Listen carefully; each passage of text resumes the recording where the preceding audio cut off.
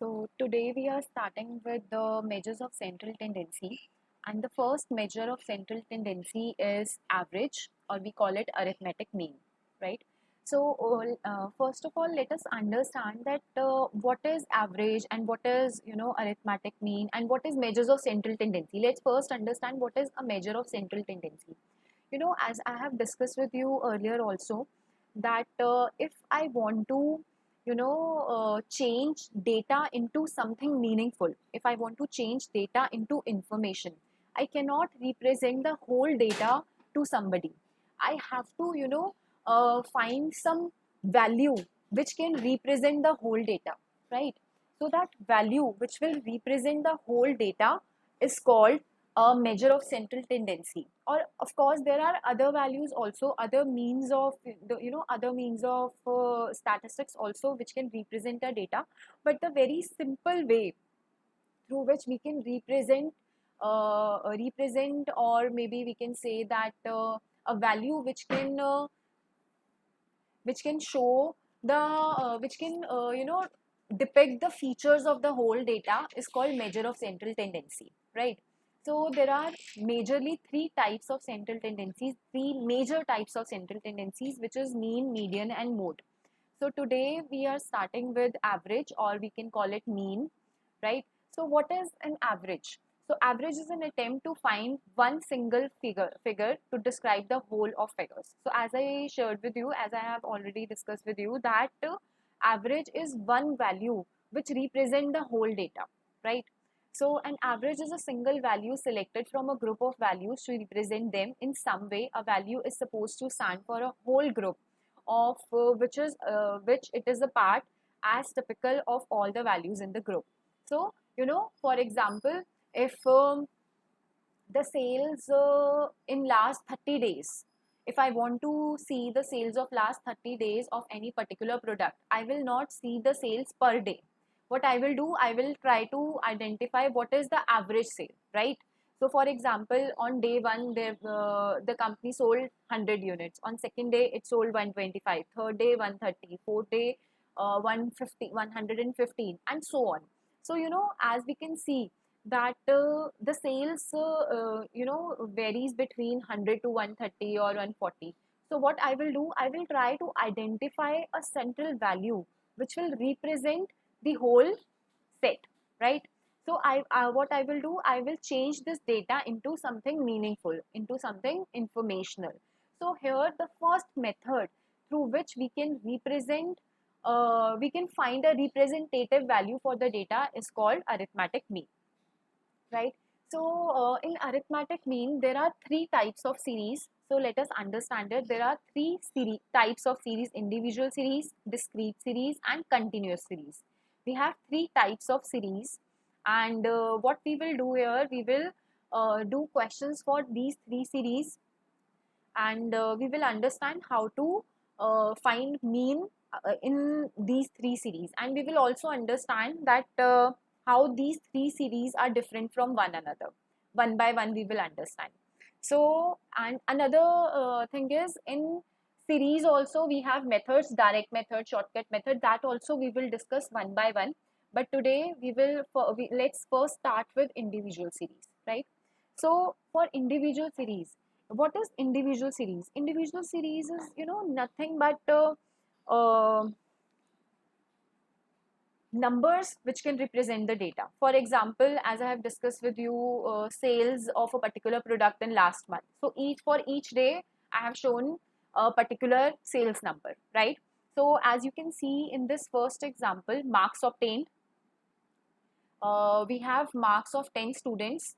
So marks obtained are 12, 8, 17, 13, 15, 9, 18, 11, 6, and 1. So this is called individual series. There is no other information given. 10 student, 10 marks. That's it. Right? So this is called individual series. Right?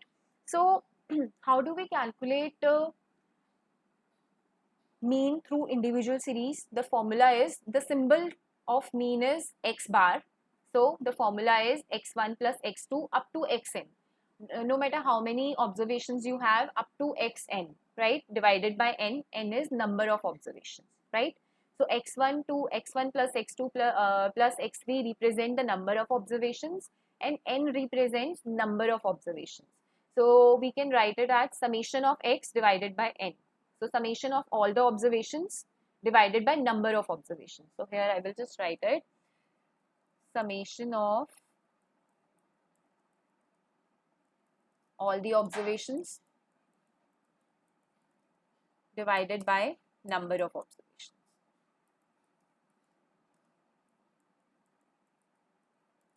Right? So this is the formula to calculate arithmetic mean in individual series. Right? So here what we will do, we have students of 10 we have marks of 10 students.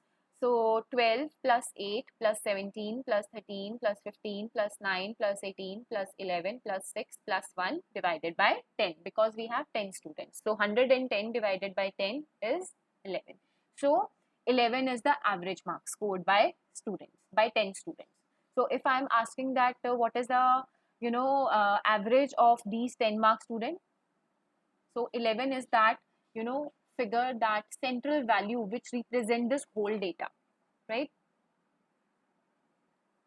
Next, we will calculate arithmetic mean in discrete series, right?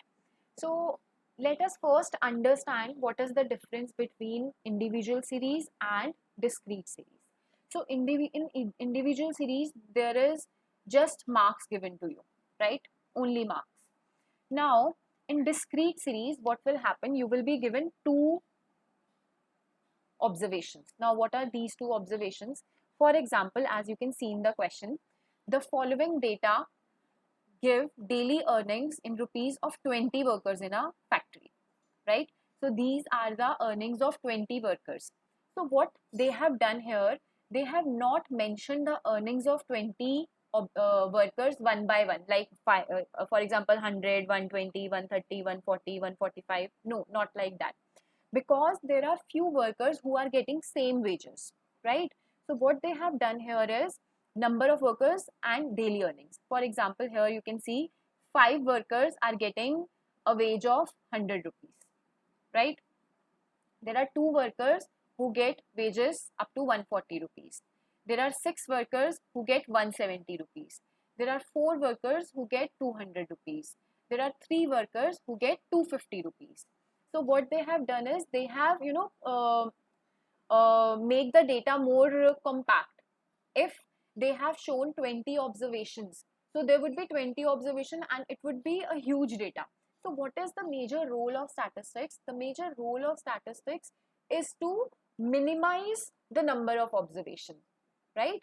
So it should become more presentable, it should be easy to understand.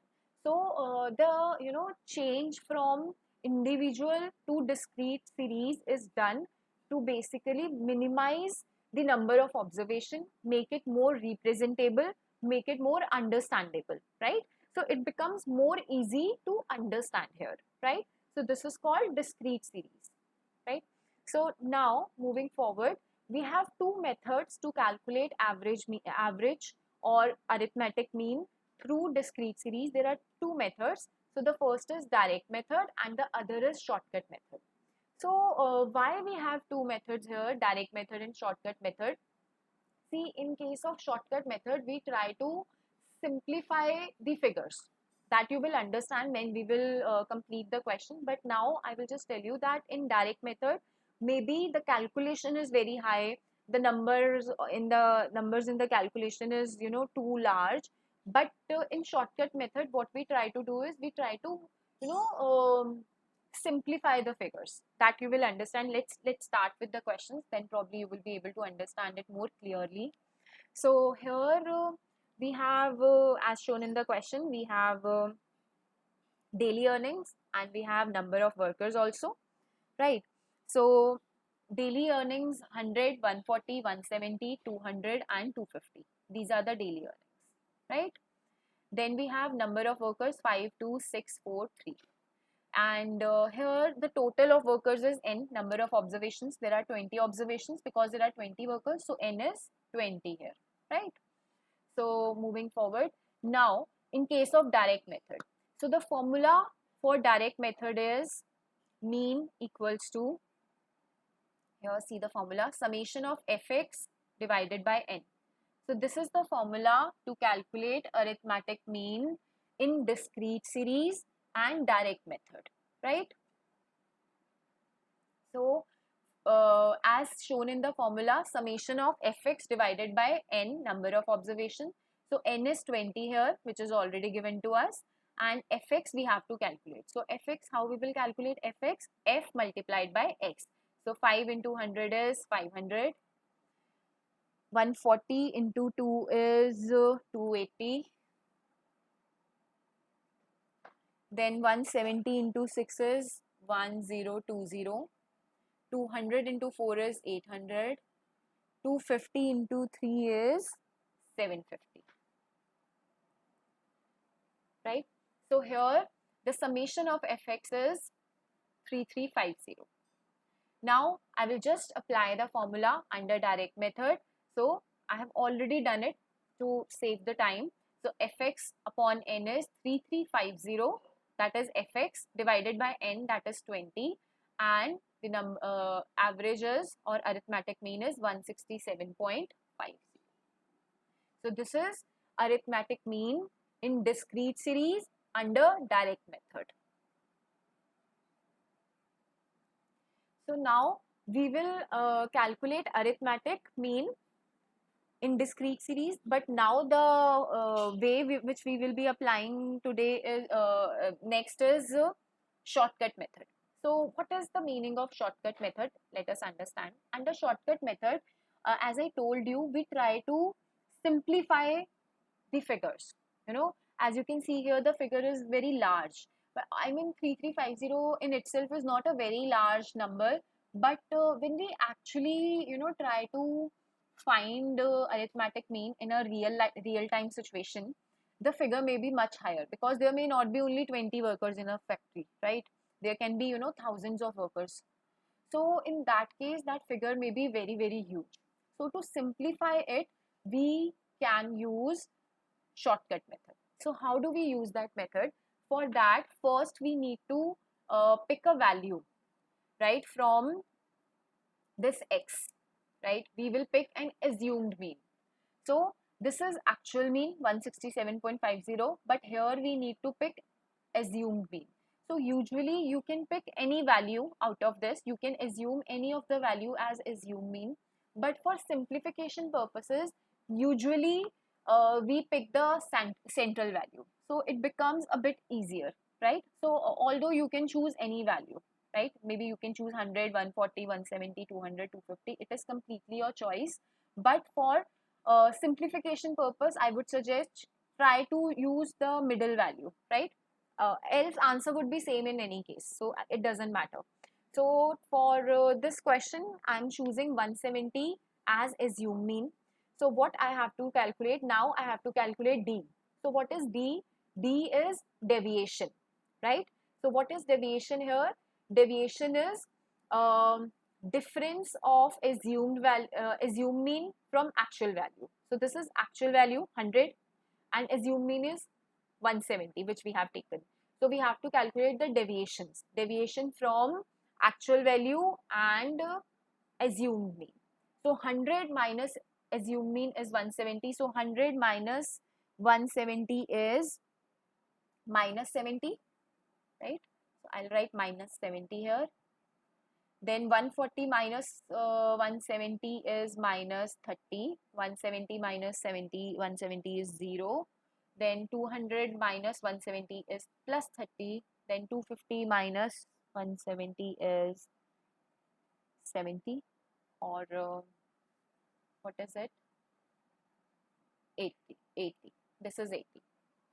Then now what next we need to do? We need to calculate f into d. So frequency multiplied by deviation. So this is our frequency and this is the deviation. So we will multiply it. 5 minus 70 is minus 350. 2 minus 30 is minus 60. 6 into 0 is 0. 4 into 30 is 120. 3 into 80 is 240. And here the differences, so minus 350 minus 60 and plus 120 plus 140 would be minus 50. So this is FD. We got FD here. Now the formula for average or arithmetic mean under shortcut method is A plus summation of FD divided by N, right? And this formula is under discrete series. So I will just apply the values.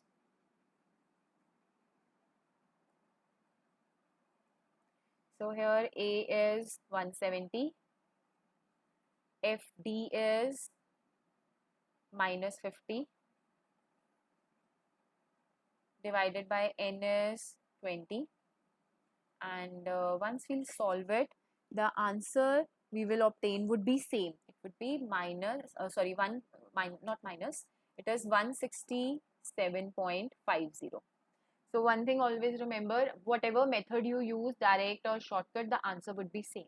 It is just for simplification, right? So this we have done discrete series, and we have done both the methods under discrete series, direct method and shortcut method. Now we will calculate arithmetic mean under continuous series. Now this is the third series. Before starting, let us first understand what is continuous series. So here we have example for continuous series. For continuous series, for example, there is a class of 100 students, right? And they have scored different marks. So, now the data is a lot bigger, you know. In first example, there were only 10 students. In second example, there were 20 workers. So we tried to simplify it by discrete series. But here, the data is a lot bigger. So as the data becomes bigger and bigger, we have to change the series. If the data is very small, we can use individual series. If data is little bit larger, we can use discrete series. But if the data is very huge, then we should use continuous series. So here you can see marks obtained. So for example, 0 to 10, how many students scored marks between 0 to 10? There were 10 students here, right? So how many students secured marks between 10 to 20? 9 students.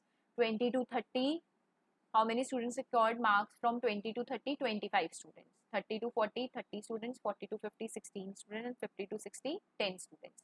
So when the data becomes larger and larger, we need to use continuous series. So this is continuous series, right? Under continuous series, we have three methods, right?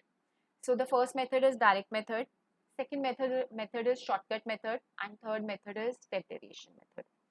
So now let us understand these three methods one by one, how to use these methods. So here we have, let us first use direct method. So formula would remain same. There would be no change in the formula. Either you use individual series or discrete series, or you can use continuous series. The formula would remain same. So here under direct method, the formula is again same, summation of fx divided by n, right?